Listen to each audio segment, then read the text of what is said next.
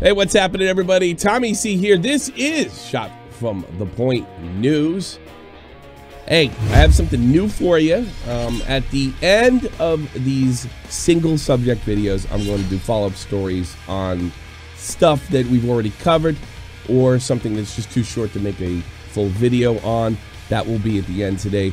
We'll be covering Turkey Tom, Oniisan, and a few other things. Just the little stuff that's not worth an entire video, so to speak. But I woke up this morning, my news team handed me this, and I have to be honest with you, I've had some personal experience over my last 3 professional YouTube years. A Twitch streamer suspended after mass reports from an obsessed fan. That hasn't happened to me, but I can definitely identify with this particular individual. This coming from Virginia Glaze of Dexterito, and let's check it out. A Twitch streamer is begging the platform to reverse a ban after a disgruntled player mass reported him after being denied a game of League.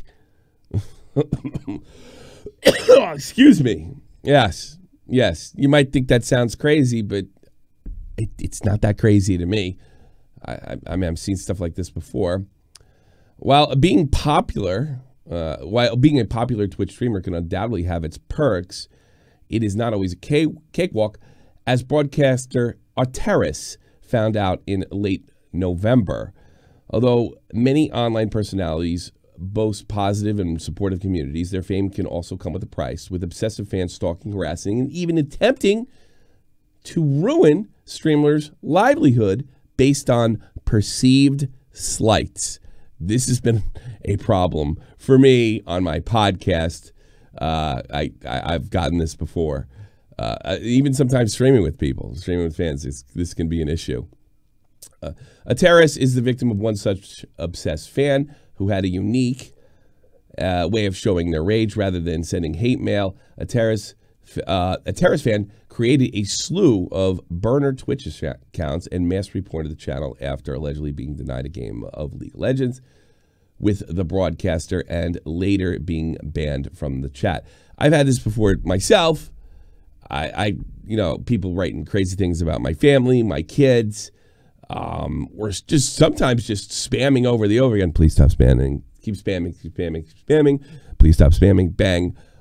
Tommy C, you're not what you said you are. You're a big fake. I hate you. Blah, blah, blah. My email will be filled up. I'll get nasty stuff. And in one in particular case, I slighted Keemstar, and there's an entire website made of me and my family. Somebody got to my Facebook account, and this is a really nice thing to do.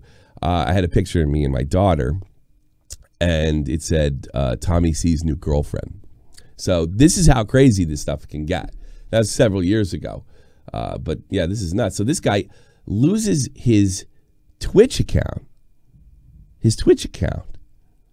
Because of a fan like this. Now, I checked his YouTube channel. He only has 100 subs, so I don't know how big a Twitch streamer he is because he's gone still. They haven't made the fix. I'll do a refresh. Nope. No. I really feel awful for this guy. And the fact that people could do this and get away with this, it's amazing. I'm more than sure that Twitch will restore it, but they do seem to have this, it's not even totally enforced, 3 strikes you're out thing. And if this counts as a strike, it's pretty outrageous. STALKER'S posted a series of Discord screenshots from his conversation with a fan who admitted to the offense and even claimed he had made a ton of accounts with random names to report him. That's not all. The fan even took to YouTube channel and left threatening comments, writing, "I can do this over and over again, and how does it feel to get banned on Twitch, kid?" STALKER'S writes on Twitter, "I banned someone in my stream for stream sniping in my League of Legends game, and he retaliated to that by making false accounts to mass report my channel and actually got me suspended for 14 days. I mean, this goes without saying, it should be wiped from the record. That isn't the end of the drama either. It never is. It never is with these guys. They're mentally ill, is what it is. This is mental illness. We think of mental illness as somebody that's just depressed in a corner and going through a tough time. This is This is mental illness too, and this is how it's manifesting itself. This wasn't the end of the drama either. The terrorist managed to get on a voice call with the fan to try to reason with him, but it didn't end in a positive compromise. I'm going to play you that call right now. What do you want me to say? I want you to say that you're not gonna mess with me anymore, you know? You're not gonna report my shit again, like... In one condition, you gotta play with me. Wait, why the fuck are you so obsessed with me, dude? I'm not obsessed. Yeah, I just need friends. Dude, you are fucking obsessed, man. What did you say? Let me see it again. You're not obsessed. I need friends. Hold on. I'm not obsessed. Yeah, I just need friends. Dude, you are fucking obsessed, man. Dude, Lacebeam. The only way for you to not report my channel is for me to play with you. You have any idea how psychotic that sounds, dude? I'm trying to be nice here, man, but you are blowing my mind. Is this legit? Just want to have friends, man. Yeah, this isn't how... Maybe it's this sounds a little like Maximilian Muss. Imagine him doing this stuff. If it is him, he should be thrown off every single platform. Look, again, I've had people threaten to come over my house for being banned in chats and what have you. I've thrown people out of my Discord, and they've worked together to try to dig up dirt. I had one particular fan, Dr. DMs, between us saying that I was cheating on my wife. This is normal, and you have to deal with it. It's just really frustrating when the actual platforms sort of cooperate with these kooks. And clearly, this guy's mentally ill. Clearly. Also, I don't recommend, if some of you, one of you in this audience is going to have a big YouTube channel, big Twitch channel, Instagram, or who knows? When are you going to get there? Everybody seems to get there. Everybody I know seems to eventually get a foothold in social media. My recommendation, although I think I know why he did this to get this guy on tape and show the world, like, what he's going through and possibly get his Twitch account again. In most cases, you're better off not talking to these people. First of all, they're recording you. Second of all, you can't reason with them. You can't like look at him. He's right there. You're psychotic. You have any idea how psychotic that sounds? Well, to the psychotic, that doesn't sound that way. It sounds perfectly normal. You're not going to be able to rationalize with the irrational. It's completely impossible. Well, I hope to get this thing out there and possibly help this guy. Maybe you want to let Twitch know about Ataras. I would appreciate it. And let's go on to some other stories. Again, we're going to do these quick stories towards the end. Sometimes if we're doing follow-ups and past videos that are just not enough for a video or a really, really quick update. No further major, super crazy Oniisan update, but the internet hungers for more. There's no way to put this any other way. The internet is hunting Oniisan. They are definitely trying to deplatform him.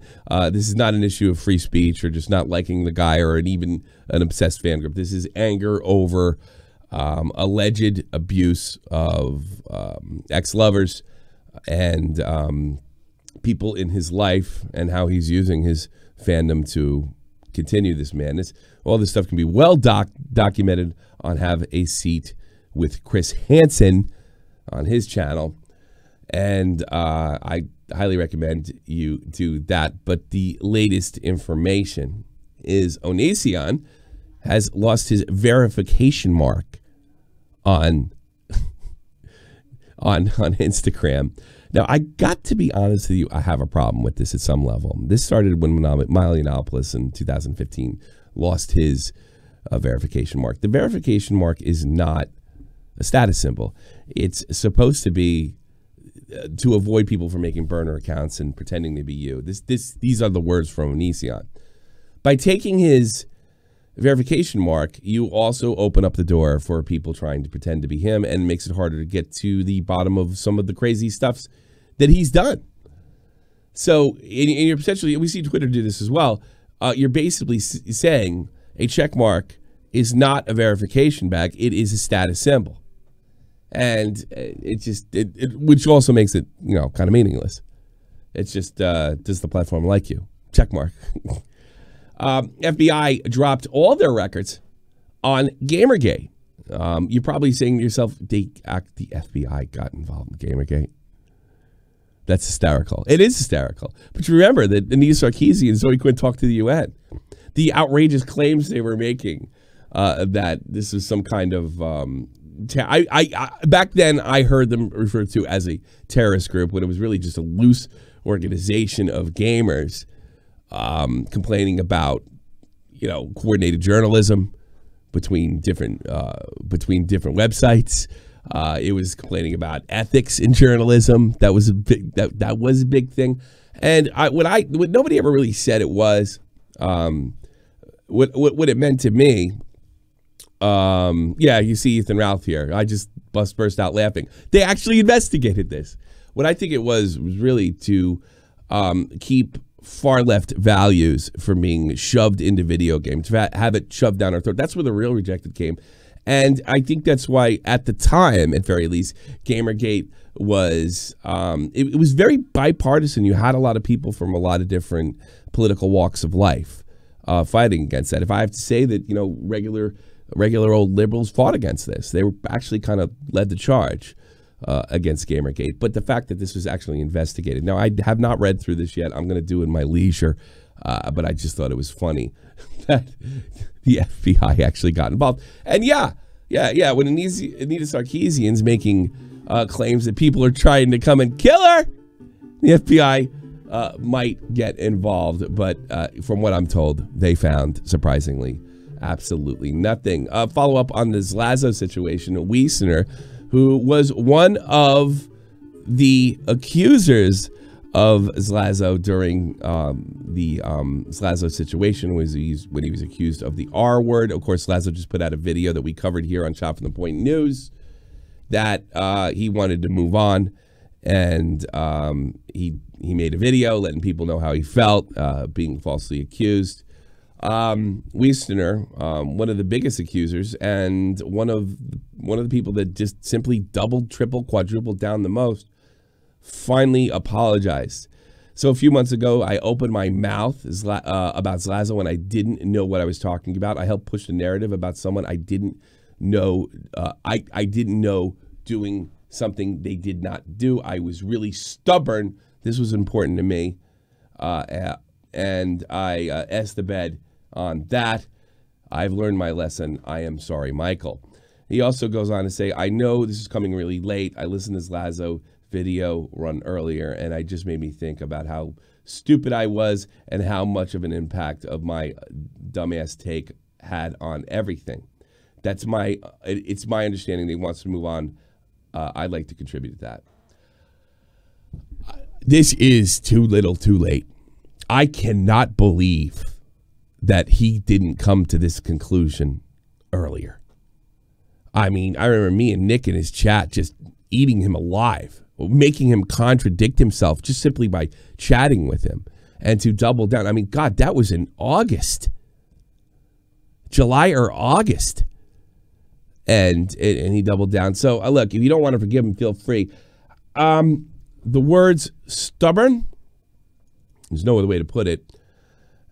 And it's my understanding that he wants to move on. That's what did it for me. Zlazo does not want us to continue talking about this. He doesn't want to be defined by this. I don't know how possible that is. But clearly, even if it was to his benefit, he's not happy about being known as the guy that was falsely accused. And I think this apology is acceptable. And I think I'm going to do my part and move on. Thought I'd put that out there. And finally, Turkey Tom in some trouble. YouTuber D'Angelo Wallace, happy Thanksgiving. We're eating Turkey Tom. I thought he would be able to see his racism through the veil of comedy. Meanwhile, he's doing this everyday conversation.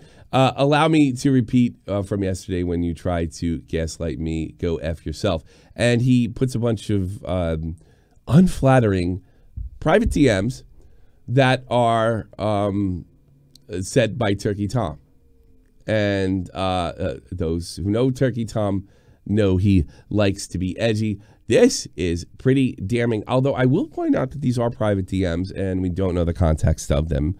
Certainly, I can't defend the words that were said here, but I do find it a bit interesting that this is apparently going to be used for a video this coming Sunday.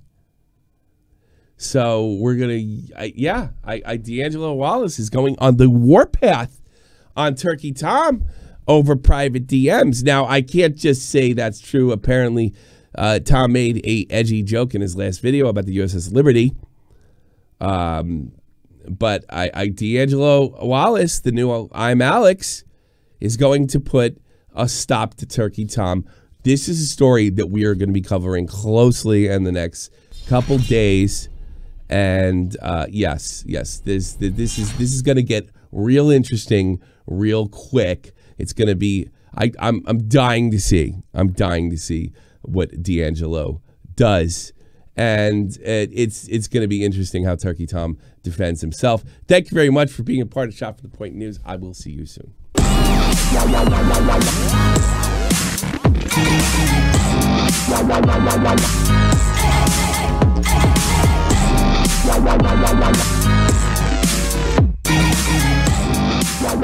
Wow.